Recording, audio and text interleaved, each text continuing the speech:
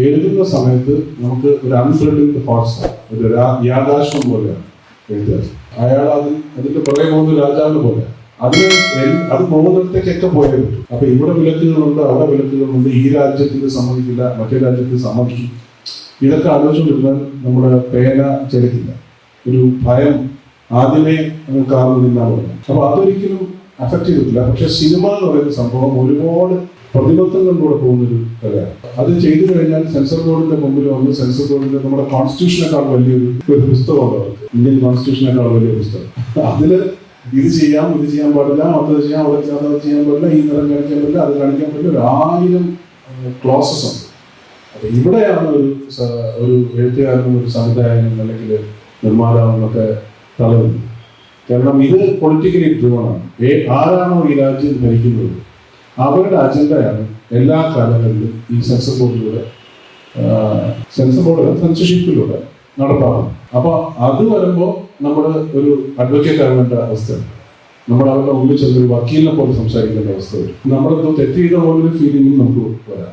അപ്പൊ ഇതൊക്കെ ആ സമയത്ത് ഫേസ് ചെയ്ത് വൺസ് ഈ സിനിമ വെളിയിൽ ഇറങ്ങിയാൽ ഇത്രയും ഇവർ പറയുന്ന ഒരുപാട് കാര്യങ്ങളും ഈ പൊളിറ്റിക്കൽ അജൻഡാസിനെയൊക്കെ ബ്രേവ് ചെയ്ത് ഇത് പുറത്തിറങ്ങുമ്പോൾ പിന്നെ ഫേസ് ചെയ്യുന്നതാണ് പൊളിറ്റിക്കൽ ഔട്ട്ഫിറ്റ്സിന്റെ പ്രതിഷേധം. അതെന്ന് പറഞ്ഞാൽ അത് നമുക്ക് political agenda, electoral political agenda എന്നാണ് ഞാൻ പറയുന്നത്. കക്ഷി രാഷ്ട്രീയം, അതായത് നിയോജക മണ്ഡലങ്ങളെ കേന്ദ്രീകരിച്ച് നടക്കുന്ന രാഷ്ട്രീയത്തിന്റെ ആളുകൾ. ശരിക്കുള്ള രാഷ്ട്രീയം വേറെയാണെന്നല്ല, അതിനേക്കാൾ വലുതാണ്. അപ്പൊ ആ ആളുകളുടെ അല്ലെങ്കിൽ അവരുടെ അണികളുടെ അത് കുറച്ച് വയലന്റ് ആയിട്ടുള്ള പ്രതിഷേധമായിരിക്കും, ഡെത്ത് ത്രെഡ് വരാതെ. ആ ഒരു അവസ്ഥയിൽ അതിനെയും ബ്രേവ് ചെയ്യും.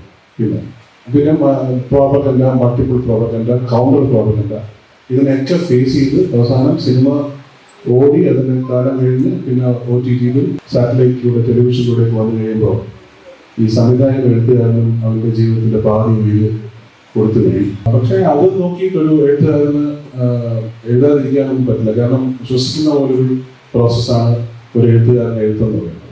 അപ്പോൾ അതൊരു ബേസിക് അബ്യൂഷൻസ് പോലെയാണ് നമ്മുടെ നിത്യജീവിതത്തിലെ നിത്യകൃത്യങ്ങൾ ചെയ്യുന്നത് പോലത്തെ ഒരു കാര്യം അവർ എഴുത്തുകാരൻ എഴുതുന്നത്. അപ്പോൾ എന്തൊക്കെ വന്നാലും എന്തൊക്കെ ത്രെഡ്സ് വന്നാലും എഴുതിക്കൊണ്ടിരിക്കുക മരണം വരെ എന്നുള്ളതല്ലാതെ അവന് വേറൊരു വഴിയില്ല, അവനോ അല്ലെങ്കിൽ അവർക്കോ വേറൊരു വഴിയില്ല. അപ്പോൾ ആ ഒരു രീതിയിൽ അത് കണ്ടാൽ അത് ഇതിങ്ങനെയുള്ള സാധനങ്ങൾ വരും. പിന്നെ ഇടപെടൽ എന്ന് പറയുന്നത് തന്നെയാണ് എഴുത്ത്.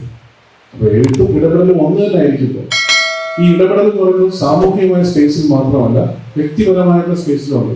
Self observation, self reading, self analysis, characterisation, ഇതിലൊക്കെ ഇടപെടലുണ്ടാവും. അപ്പോൾ അത് എഴുത്തുകാരുടെ ദൗത്യങ്ങളിലൊന്നാണ്. അവൻ്റെ ജീവിതമേ അത് തന്നെയാണ്, അതുകൊണ്ടാണ് നിലനിൽക്കുന്നത്. അപ്പോൾ അത് ചെയ്തുകൊണ്ടിരുന്നേ പറ്റും എന്ത് ത്രെഡ്സ് വന്നാലും.